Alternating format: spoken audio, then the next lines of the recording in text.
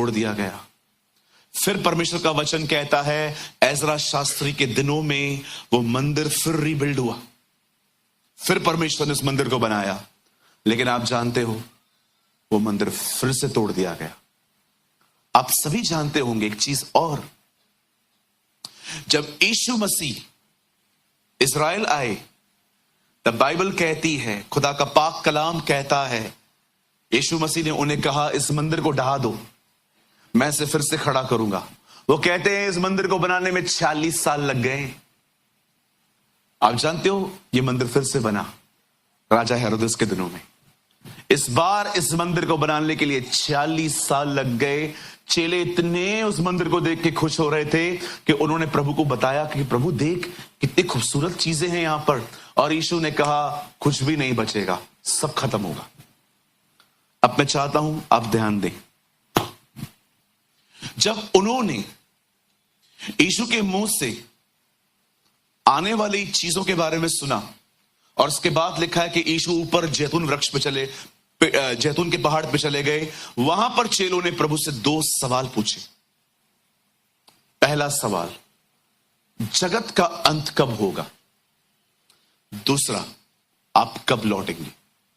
तेरे आने का और जगत के अंत का क्या चिन्ह है? कुछ लोगों को लगता है दुनिया बहुत जल्दी खत्म होने वाली है। कहो अपने बाजू वाले को ये झूठ है। बोलो बोलो। हाँ, दुनिया जल्दी खत्म नहीं होने वाली है, अभी टाइम है। अभी प्रभु आएंगे 7 साल के बाद, 1000 ईयर्स का रेन है, हजारों, अभी भी बहुत टाइम है दुनिया को खत्म होने में। किस चीज का अंत होने वाला है? कलीसियाएं घर जाने वाली हैं।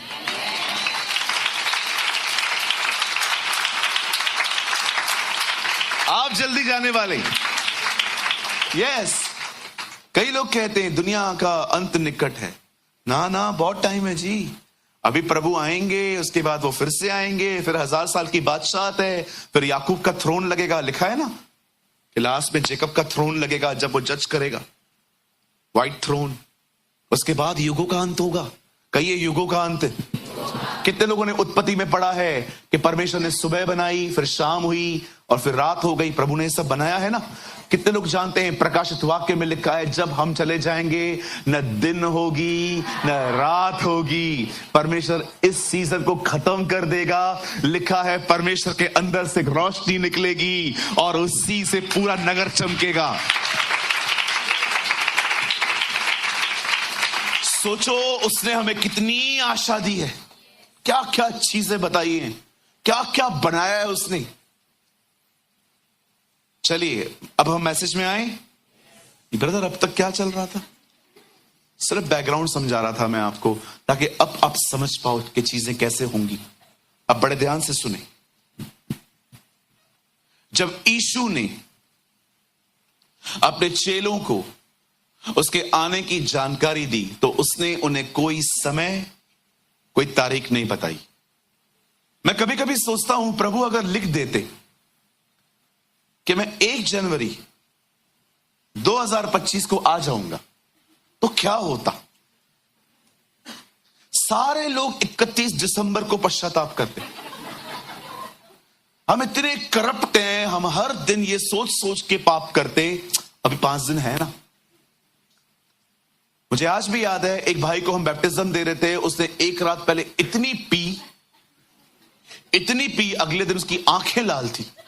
मैंने कहा ब्रदर आप बैप्टिज्म ले रहे हो? ब्रदर आपने बोला था ना उसके बाद नहीं पीना है। Very good brother, God bless. You know, अगर प्रभु पे डेट लिख के देते, खुदा अगर लिखता 2 जनवरी आने वाला हूं, सारे बेवड़े 1 जनवरी को पश्चाताप करते पी के, प्रभु अभी माफ कर, कल का दिन बाकी है, क्षमा कर दे, लेकिन आज के दिन मैं तेरे साथ चलूंगा। खुदा धन्यवाद हो उसने लिखा कि तुम न जानो मैं कब आऊंगा। प्रभु क्यों? ताकि हर समय तैयार रह सकूं। कितना बुद्धिमान परमेश्वर है ना। जरा सोचो, जब लोग उससे पूछते थे आप कब आओगे, वो कहता था मुझे भी नहीं पता है, पिता ने मुझे भी नहीं बताया है। क्यों? पिता को भी लग रहा था मैं दुल्हन को बता ना दूं। मैं दूल्हा हूं ना, आप मेरी दुल्हन हो। ना ना, ऐसा नहीं है। जीसस वेरी, खुदा है जीव हमारा। अब बड़े ध्यान से सुने, उसने कहा मेरे आने से पहले कुछ चीजें होंगी। कितने लोग ये बात जानते हैं? उसके आने से पहले जब आप मत्ती 24 अध्याय पढ़ते हो, इट्स वेरी मिक्सचर।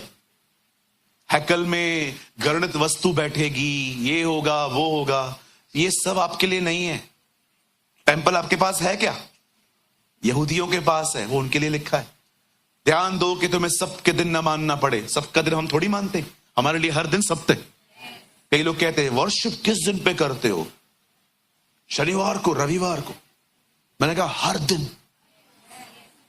कई दिन और वार इंपॉर्टेंट नहीं है।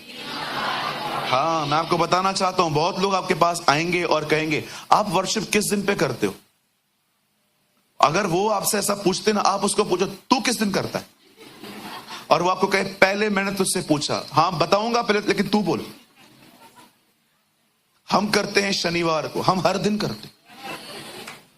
बैठ इधर, पश्चाताप कर।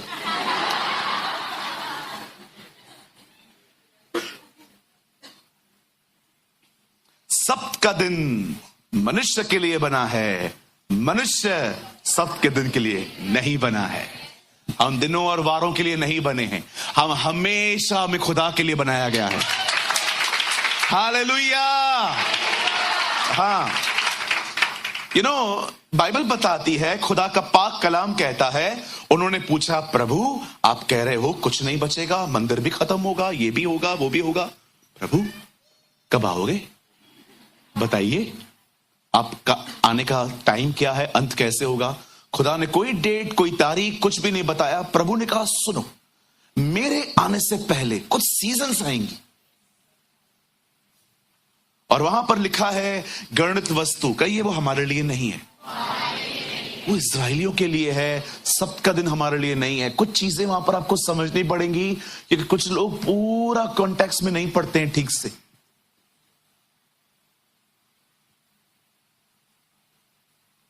उसे कहा मेरे आने से पहले नूह के दिन आएंगे। बताइए नूह के दिनों में क्या होता था? गौरंग तू बता। हाँ, लोग खाते और पीते थे। मुझे पता था ये बात इसको पता होगी।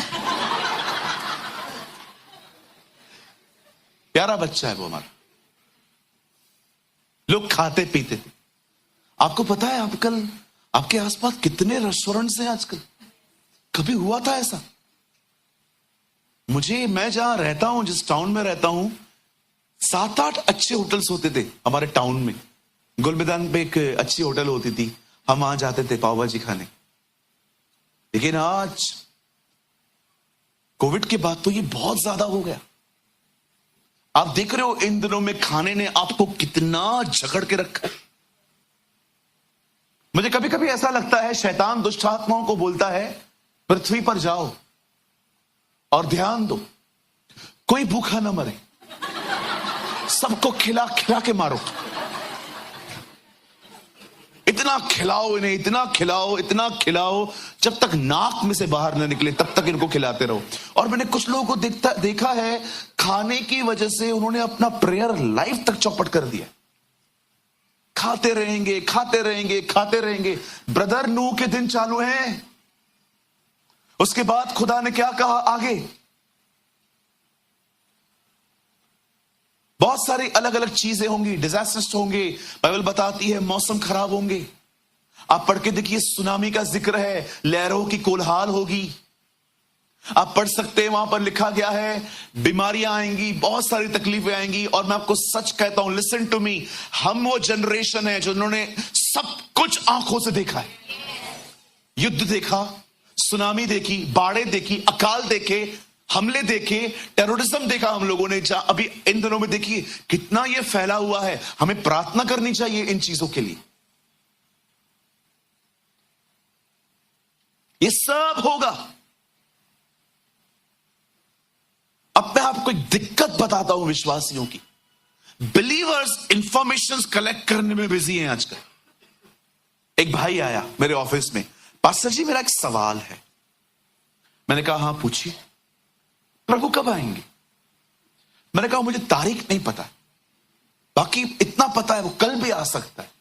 तो पास्टर जी अगर वो कल आएगा तो उसके बाद जो चिप है वो किसको लगेगी? Now listen to me. मैंने कहा ब्रदर देखो, जो लोग रह जाएंगे उनको सामना करना पड़ेगा और उनको सिस्टम में डाल दिया जाएगा। चिप इस क्या है? वो एक सिस्टम है। अच्छा पास्टर जी और सवाल है, यहां लगेगा कि यहां लगेगा?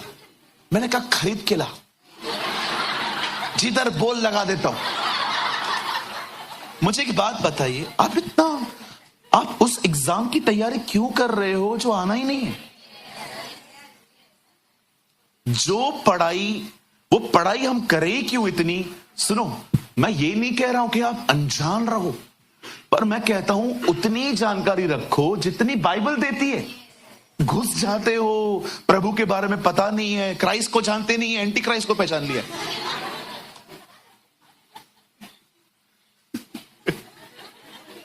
मैं फिर से कहता हूं, मैं इसके खिलाफ नहीं हूं। अगर आपको प्रभु के बारे में जानकारी है अच्छी बात है, लेकिन इतनी भी जानकारी नहीं होनी चाहिए कि आपने तैयारी बंद कर दी है और आप सारा दिन इंफॉर्मेशन कलेक्ट करने में लगे पड़े हो। प्रभु कब आएंगे, कहां से आएंगे, बालकनी में इस तरफ खड़ा होना है कि उस तरफ खड़ा होना है, यहां से आएगा कि वहां से आएगा? ना ना ना ना ना, बोलो नहीं। अभी आप में से बहुतों को लगता होगा brother you are preaching unbiblical thing. Brother यहां दे, आइए वचन लगाइए।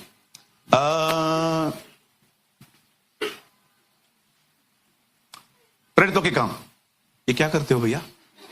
This is my computer. प्रेरितों के काम 1 अध्याय उसका 6 वचन लगाइए। सब यहां देखिए, आप लोग खोल सकते हो क्योंकि आपको टीवी नहीं दिखती है ना। प्रेरितों के काम 1 अध्याय 6 वचन यहां देखिए।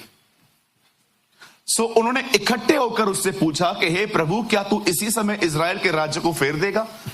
Therefore, when they had come together, they asked him, Lord, are you now restoring the kingdom of Israel? कि तू अभी आने वाला है। अब प्रभु ने देखो उनको क्या कहा, आगे बदल, आगे लगाइए।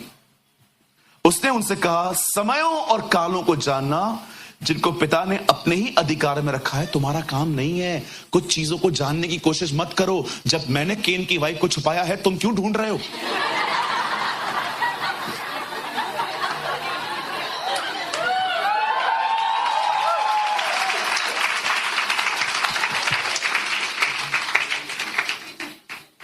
प्रभु को जानते नहीं है, केन की पत्नी के पीछे पड़े। कौन है ये लेडी? ब्रदर, जब पृथ्वी पर कोई था ही नहीं, ये लेडी कहां से आई? रखो ना सवाल, स्वर्ग में क्या बात करोगे? 1000-2000 सवाल लिख के चलो ऊपर और आराम से बैठ के संगति करना उसके साथ। पूछना उससे, प्रभु मुझे बता यार ये कौन थी? खुदा कहेगा तेरी खुद की वाइफ ऊपर नहीं आई है, उसका तुझे दुख है नहीं, और इधर भी आके ये सब पूछता है तू।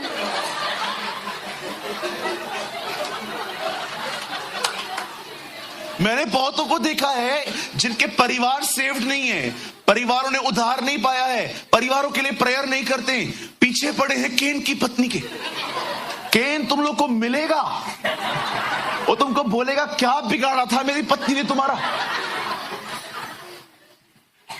जो बाइबल में नहीं लिखा है वो क्यों ढूंढते हो आप? अब खुदावन देखो, अभी आपको लगता होगा चल ब्रदर आप थोड़ा एक्सट्रीम में चले जाते हो कि नॉलेज भी उतना ही इकट्ठा करना है जितना रिटन है। हिस्टोरिकल बुक्स को पढ़ने जाएंगे तो आप बहुत कुछ ऐड कर देंगे।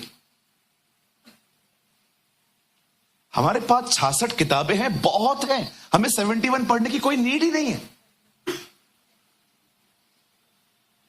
एक आदमी मुझे मिला, ब्रदर आपके पास कितनी किताबें? मैंने कहा 66 है। मेरे पास 71 है। मैंने कहा 71 पढ़ के भी नहीं सुधरा है तू यार? किस चीज का घमंड है तुझे? इतने प्राइड में बात करते हो। He said to them, it's not for you to know times or seasons which the Father has within his own authority. खुदा ने उसे अपने अधिकार में रखे। आप जाइए खुदा से जाके आज दुआ करिए, जाके कहिए प्रभु मुझे बताइए आप कब आएंगे। वो साइलेंट रहेगा, बोलेगा नहीं बेटा मैं नहीं बताऊंगा तुझे। कितने लोगों ने प्रोक्लेम किया 2012 में आएगा, 2013 में आएगा, सब झूठे साबित हुए, क्योंकि उसने ठान रखा है वो आपको नहीं बताएगा, क्योंकि ये आपके लिए अच्छा नहीं है। मैं फिर से कहता हूं, प्लीज चीजों को गलत वे में मत लेना। मैं बिल्कुल इस बात के खिलाफ नहीं हूं कि आपको प्रभु के आने के बारे में बहुत जानकारियां हैं। सिर्फ मत्ती 24 अध्याय में जिंदगी मत बिताइए, लेकिन कि सिर्फ आपके पास जानकारियां हैं। 25 में एंटर कीजिए, जहां पर कुमारियों ने तैयारियां की। हालेलुया। प्रभु ने कहा मेरे आने से पहले सुनामी आएगी, मेरे आने से पहले बहुत सारे मौसम बदलेंगे, मेरे आने से पहले ज्ञान बहुत बढ़ जाएगा। कभी आपने सोचा है कितना हैवी होता है प्लेन, कैसे उड़ता है वो? कभी आपने सोचा है आपके हाथ में जो ये चीज है, 50 साल पहले कंप्यूटर भी इतना स्ट्रांग नहीं होता था जितना आपके हाथों में है, क्योंकि दानियल में लिखा है लास्ट डेज में नॉलेज बहुत बढ़ेगा। मैं उस दिन दुबई में था, मैंने अजीब चीज देखी। जिस ट्रेन में मैं बैठा था मेट्रो में, उसका ड्राइवर नहीं था, ऑटोमेटिक चलती है। मैं आगे पीछे दिख रहा था, मैंने बोला खुदा ये क्या है? In the last days knowledge grow, ज्ञान बढ़ेगा। आप बिलीव करिए, जिस ट्रेन में मैं बैठा हुआ था ना, ड्राइवर था ही नहीं, ऑटोमेटिक चलती रहती है। हमारे यहां पर कैसे ड्राइवर खड़ा रहता है, देखा होगा आपने, जब कुरला आती है 2 मिनट नीचे उतर के वापस ऊपर जाता है।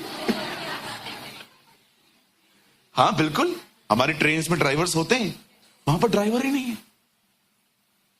वहां पर एक म्यूजियम था, उन्होंने कहा फ्यूचर में क्या क्या होने वाला है, उन्होंने छोटी छोटी चीजें वहां पर रखी हैं। उड़ती हुई टैक्सी देखी, दुबई में आने वाले दिनों में उड़ती हुई टैक्सी वो लोग प्लान कर रहे हैं। आपने देखा होगा एरिया 51, यूएस में एक प्लेस है एरिया 51, वहां पर कहते हैं एलियंस, ये जादू रहता है। क्या बोलते हैं इंग्लिश में इसको? एलियंस। धूप खाता है ना जो एलियंस रहते हैं। इसके ऊपर भी इनकी बड़ी खतरनाक ट्रेजेडी है। रैप्चर हो जाएगा ना, फिर बोलेंगे ये एलियंस लेकर चले गए। डेविल ने भी अपनी तैयारी करके रखी है, लेकिन तू हरा थोड़ी पाएगा उससे, हम तो जाएंगे।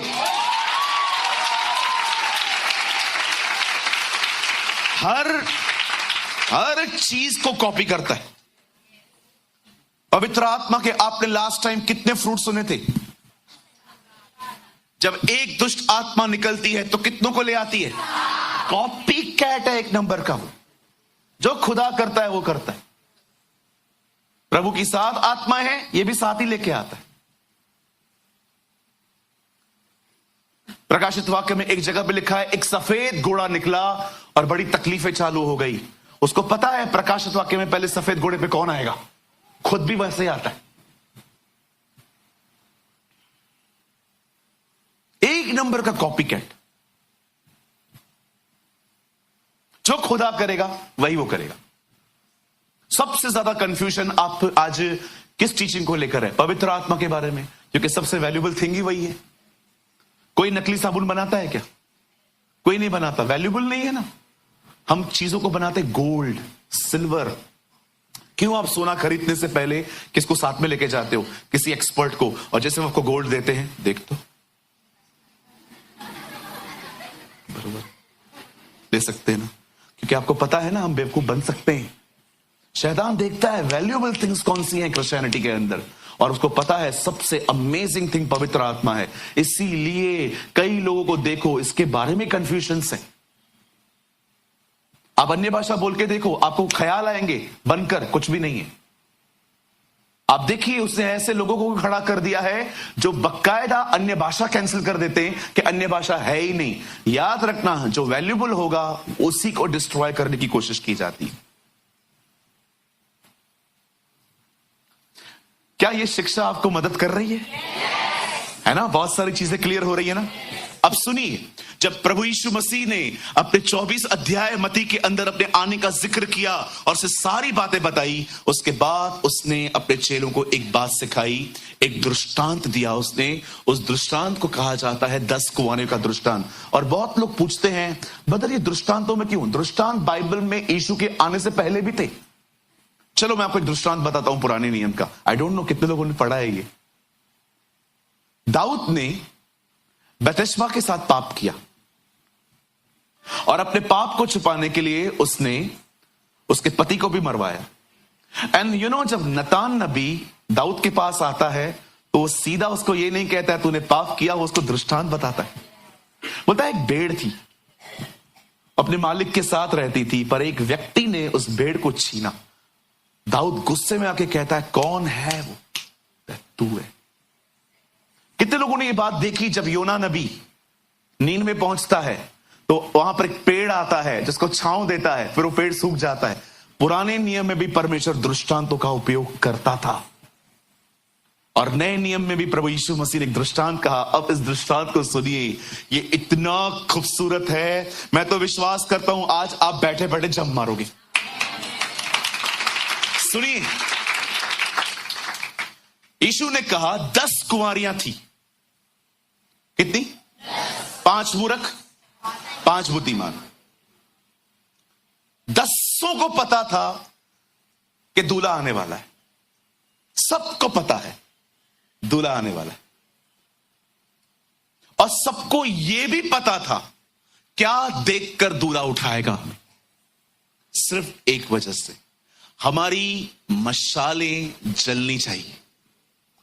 अब बाइबल कहती है ऐसा नहीं है कि मूर्ख सो गई हैं, आप पढ़ के देखो 10 की 10 सोई हैं वो। अब देखा उन्होंने कि खुदा के आने में देरी हो रही है तो उन्होंने क्या किया, वो लेट गई। अचानक आधी रात को धूम मची, पपपा, अचानक रात को तो रही बजी और सब उठ गई, सबने अपना अपना ड्रेस ठीक किया।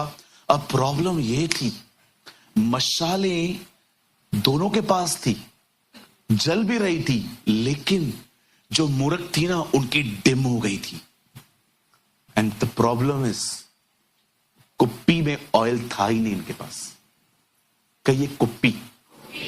यहां देखिए, तेल की कमी के कारण वे डिस्टर्ब हो गई। कुछ अपना कुछ समझाना चाहता हूं, बड़े ध्यान से सुनिए। हमारी बाइबल में पवित्र आत्मा के बहुत अलग अलग चित्र हैं। हवा, पानी, आग, कबूतर, तेल, हर नाम के पीछे कैरेक्टर है। बताइए कबूतर के अंदर सबसे अच्छी बात क्या होती है? आप उसको सामने रखो और उसको ऐसा करो। कितने लोग ये बात जानते हैं, होली स्पिरिट को आपका चिल्लाना पसंद नहीं है। हेटिया हेटिया हेटिया हेटिया बुद्ध है, हेटिया इधर आ इधर आ इधर आ, मैं तेरे को दिखाता हूं, इधर आ। क्यों उसको तंग करते हो? लिसन टू मी, यहां देखो, आप कबूतर को बुलाओ घर पे, उसको बोलो हमारे घर पे रहे, वो कहेगा मैं रहने के लिए तैयार हूं, लेकिन एक बात याद रखना, मैं एडजस्ट नहीं करेगा, तुम लोग को करना पड़ेगा। मतलब कभी भी तुम लोग को लड़ाई झगड़ा करना है, वो रूम में जाके करो। इधर करोगे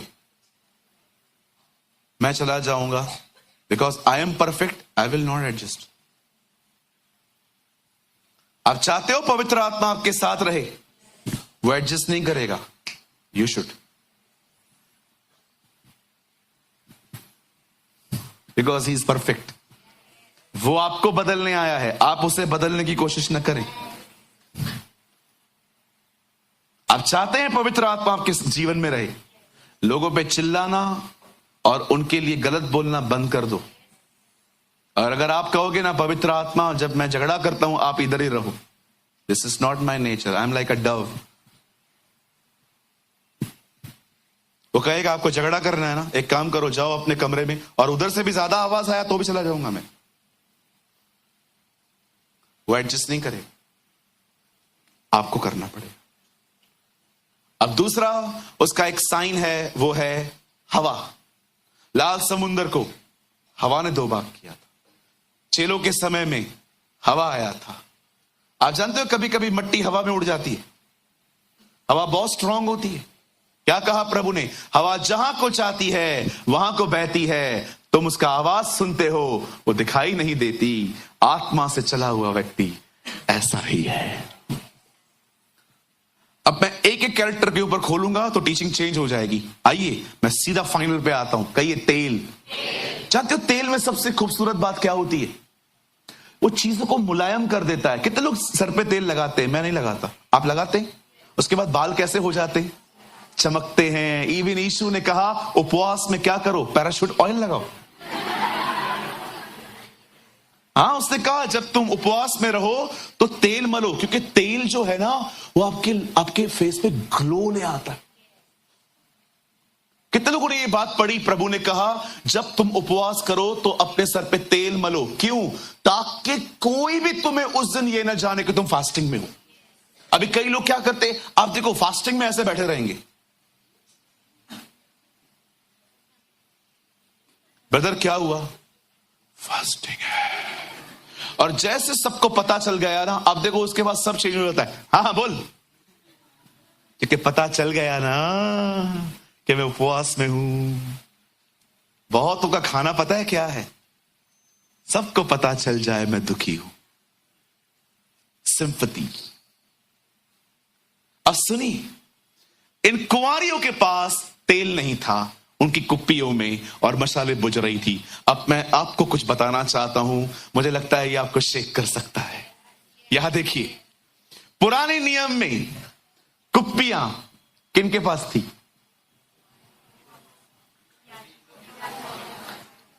बताइए, पुराने नियम में जब लोग एक दूसरे का अभिषेक करने के लिए जाते थे तो ऑयल क्या हाथ में लेके जाते थे? कुप्पियों में लेते थे। आपको पता है कुप्पियां किनके पास रहती थी? याजकों के पास, नबियों के पास रहती थी। और कुप्पी में होता क्या था? कहिए तेल। तेल कौन है? अब यहां पर लिखा है कि कुप्पियों में तेल नहीं था। अब मुझे बताइए, पवित्र आत्मा इन दिनों में कहां रह रहा है?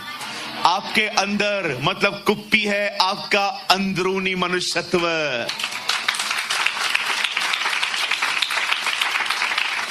इसका मतलब क्या है? बाहर से मशाल चल रही है, अंदर से खालीपन है। बाहर से आप पकड़ पकड़ के अपने आप को चला रहे हो चर्च के अंदर। Praise the Lord, praise the Lord, praise the Lord. पीछे से कोई आया, चल जल्दी करना, चल रहा हूं, चुप है। हाँ, प्रेज़। यू नो, जिन लोगों का तेल खत्म हो गया है ना, वो चर्च के अंदर बहुत अच्छे रहते हैं, पर उनके घरों में गवाहियां उनकी अलग है। कुप्पी में तेल नहीं है। इसका मतलब क्या है? आप भीतर से खाली हैं। यहां बहुत लोग हो सकते हैं, आपकी मशालें थोड़ी बहुत जल रही हैं, आपकी टेस्टिमनी थोड़ी बहुत प्योर है अभी भी, लेकिन आप अपने आप को बहुत अच्छे से जानते हैं, मैं इनसाइड एम्प्टी हूं। चिढ़ लगती है मुझे, गुस्सा आता है मुझे, न माफ करता हूं न माफी मांगता हूं।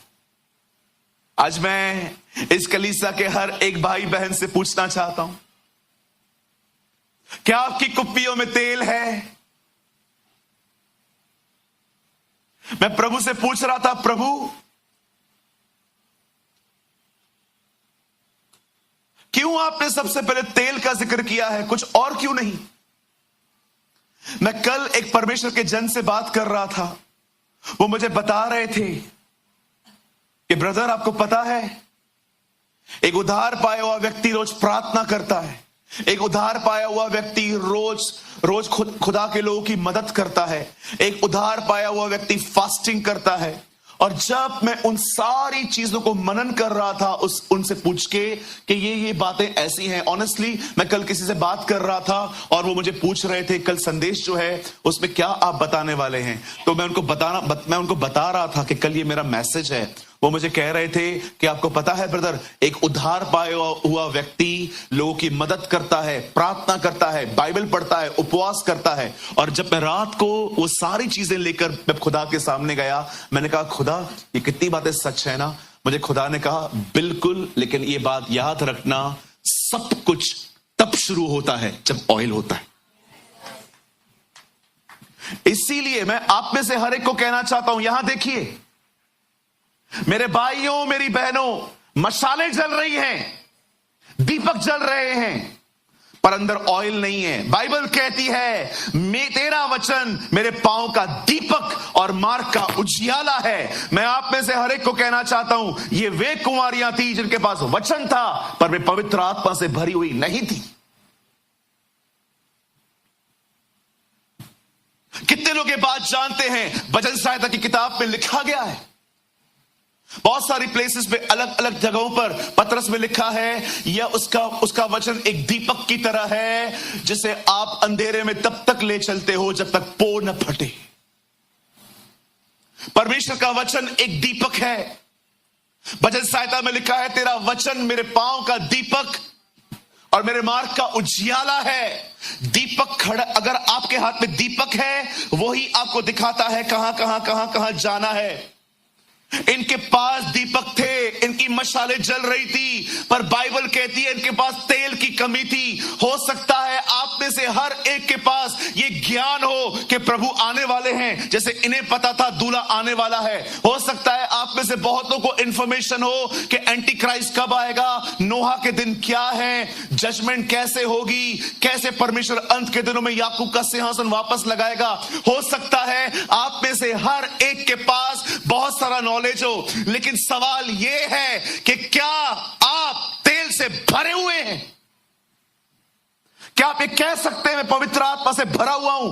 क्यों पवित्र आत्मा से भरना जरूरी है? पवित्र आत्मा से भरने वाला व्यक्ति प्रार्थना कर पाता है, पवित्र आत्मा से भरने वाला व्यक्ति बाइबल समझ पाता है, पवित्र आत्मा से परिपूर्ण व्यक्ति लोगों की मदद कर सकता है। इवन मैंने देखा पश्चाताप भी बगैर पवित्र आत्मा के नहीं होता। कभी कभी पाप हो जाने के बाद पवित्र आत्मा आपको कंडेम नहीं करेगा, आपको उसकी दया दिखाएगा कि देख उसने तुझसे कैसा प्यार किया है। पाप के बाद यीशु ने कहा पवित्र आत्मा तुम्हें धार्मिकता दिखाएगा। कौन है हमारी धार्मिकता? यीशु मसीह। मैं आपको कहना चाहता हूं, वेट, जब आप पवित्र आत्मा से भरे हुए रहते हो, यह मत सोचो कि पवित्र आत्मा से भरा हुआ व्यक्ति पाप नहीं कर सकता। वो भी गिरता है, उसमें कोई बड़ी बात नहीं है, लेकिन पाप हो जाने के बाद वो आपको यीशु की तरफ दिखाएगा, और जब आप यीशु की तरफ देखोगे उसकी दया से टकरा जाओगे और आपसे पश्चाताप होगा। मैंने देखा है बगैर पवित्र आत्मा पश्चाताप भी नहीं होता। उसने क्यों कहा तेल रखो? क्योंकि तेल मदद करेगा, पवित्र आत्मा सहायता करेगा, वो तुमसे बाइबल पढ़ने में मदद करेगा।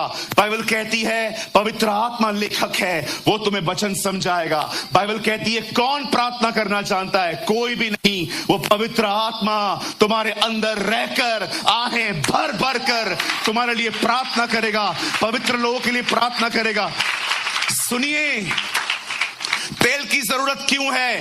तेल बाइबल पढ़वाएगा, तेल प्रार्थना करवाएगा, तेल उपवास करवाएगा, तेल दूसरों की मदद करवाएगा, तेल दूसरों को सुसमाचार बताने में मदद करेगा। इसीलिए उसने कहा तेल। You need the blessed Holy Spirit for preparation. कोई नहीं है यहां पर जो खुद तैयारी कर सके। मैंने लास्ट टाइम भी आपको कहा था, जिसे खुदा ने जोड़ा है उसे मनुष्य अलग न करे। जब उत्पत्ति में आप पढ़ते हैं, परमेश्वर ने कहा ज्योति हो, और पवित्र आत्मा मंडरा रहा था और ज्योति हो गई। खुदा ने कहा, पवित्र आत्मा ने लिया और काम किया। याद रखो, वचन और पवित्र आत्मा सदैव एक साथ काम करते हैं।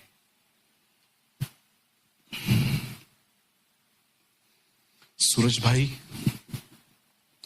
कैसे भर सकता हूं मैं पवित्र आत्मा से? कैसे मिल सकता है ये तेल मुझे? उसे निहारना सीखो, उसे निहारना सीखो। बात करो उससे, बात करो उससे, बात करते रहो उससे। आमीन बोलकर प्रार्थना खत्म नहीं होती। मैं बाइबल में आपको ऐसी प्रार्थना बताऊं जिसमें यीशु मसीह का नाम से मांगता हूं आमीन, वो आता ही नहीं है। निरंतर प्रार्थना में लगे रहो। तो प्रभु यीशु मसीह के नाम में आमीन ये कब बोलूं? लगे रहो। तुम्हारा प्रार्थना खत्म ही ना हो। लोगों ने मस्त पैटर्न सीख लिया है, 10 मिनट प्रार्थना यीशु मसीह के नाम में आमीन। तो निरंतर प्रार्थना में ये वर्ड्स कैसे आएंगे?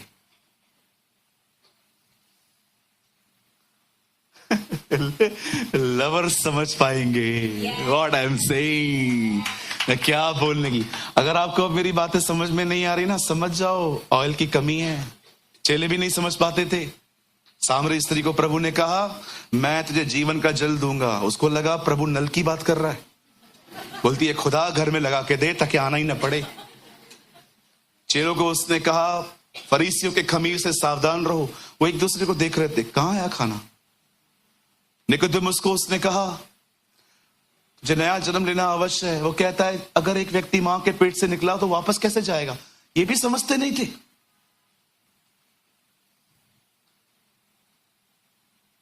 क्या भरे हुए हैं।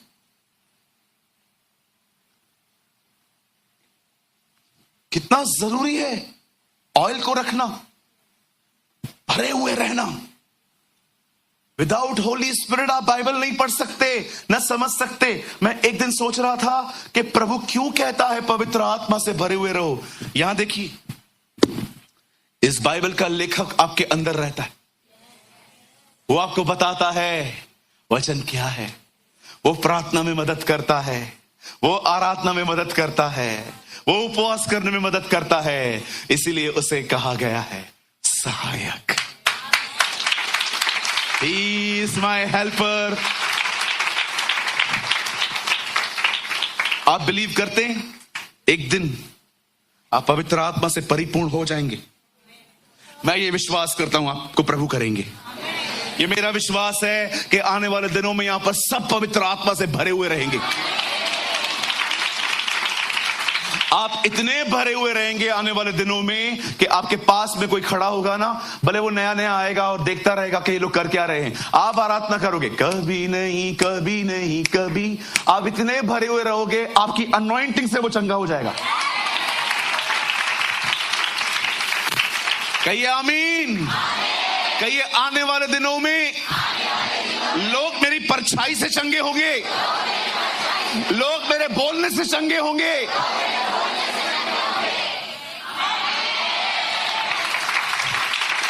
पर पास्टर जी ये कैसे होगा? क्योंकि उसके नाम में ताकत है।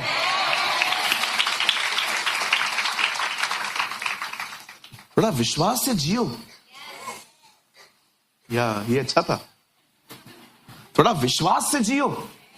हर चीज के लिए लॉजिक मत मांगो खुदा से, यार मुझे बता ये ऐसा क्यों है। मार्था और मरियम, यीशु आया।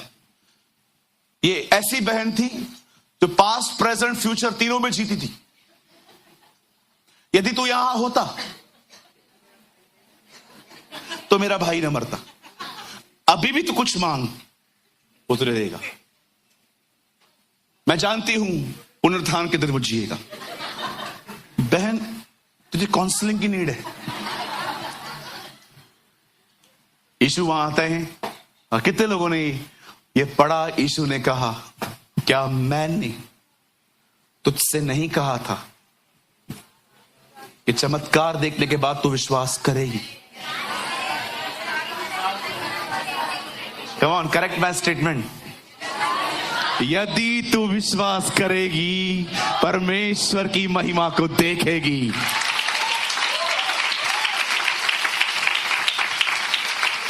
अरे बढ़ते जाओ। पंकज, हमने उस दिन गवाही शेयर की थी, याद है, मुंबई में। आप तैयार रहिएगा। कर सकते हैं, दिखा सकते हैं, मिलिट्री वाली। यहां देखिए, उस तरफ टीवी शो हो रहा है। यूएस आर्मी में एक बहुत ही गॉड फेयरिंग लड़का भर्ती हुआ। हर दिन बाइबल पढ़ने वाला, प्रेयर करने वाला। मैं बोलूंगा तब लगा। छोटी छोटी बात पे यीशु यीशु करता था। और आपको पता है, स्पिरिचुअल लोग हमेशा से ही रिलीजियस लोगों को डिस्टर्ब करते आए। आप स्पिरिचुअल हो ना, तो आपको धार्मिक लोग इतना पसंद नहीं करेंगे। आत्मिक और धार्मिक में बहुत फर्क होता है। बहुत सारे लोग धार्मिक हैं, आत्मिक नहीं है। तब उस लड़के को रोज स्कॉच दिया जाता था, विस्की दी जाती थी, पी। तो वो बोलता था नहीं। इवन वो किसी आर्मी के फंक्शन में भी ज्यादा जाता नहीं था। एक दिन इन लोगों ने कहा ये बहुत बहुत बहुत और स्पिरिचुअल बनता है, कुछ करते हैं इसका। तो वहां पर ग्राउंड पे बहुत समय से गाड़ी खड़ी थी। तो उन्होंने उस लड़के को कहा, तो बहुत जीसस जीसस करता है ना? बोला यस, ही इज अलाइव। उसने कहा एक काम कर, ये गाड़ी चला के दिखा। उसने कहा 2 चाबी दे दो। वो अंदर गया, चाबी डाली, गाड़ी चालू की, चक्कर मार के गाड़ी लगा दी। जब वो वापस आया, सारे ऑफिसर्स उसको देख रहे थे और उसमें से कुछ ऑफिसर्स रो रहे थे और सब एक दूसरे से बात कर रहे थे, हाउ इट्स पॉसिबल, कैसे हो पाए।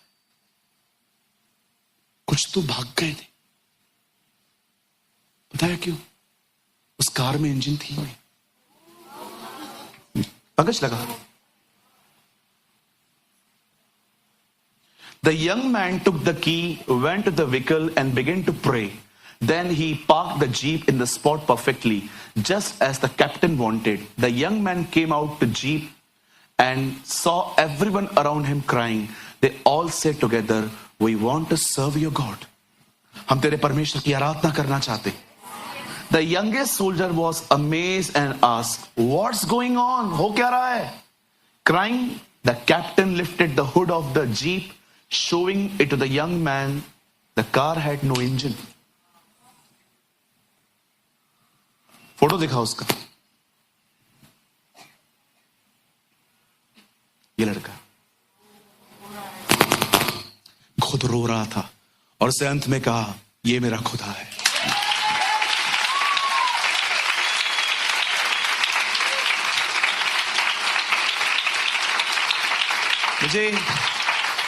मुझे एग्जैक्टली नहीं पता है कि यूएस आर्मी है, बट आई नो एक आर्मी मैन है कोई। मैंने ये बायोग्राफी बहुत समय पहले पढ़ी। जब उसने मुझे उसकी बायोग्राफी में, आप ये थोड़ी छोटी है एक्चुअली, एक जगह पे पूरी बायोग्राफी पढ़ी है। उसने यूएस की मिलिट्री के सामने खड़े होकर कहा, मैं हर बार आपको सैल्यूट बाद में करता हूं, पहले मैं अपने कैप्टन को सैल्यूट करके आता हूं।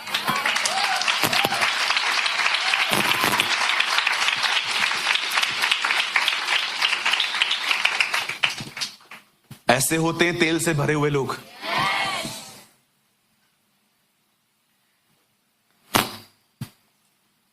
तेल रख भाई, तेल रख। सबोपदेशक में लिखा है, तेरे सर पर तेल की कभी कमी ना हो पाए। मेरा प्याला उमड़ रहा है। मैं बंद करने से पहले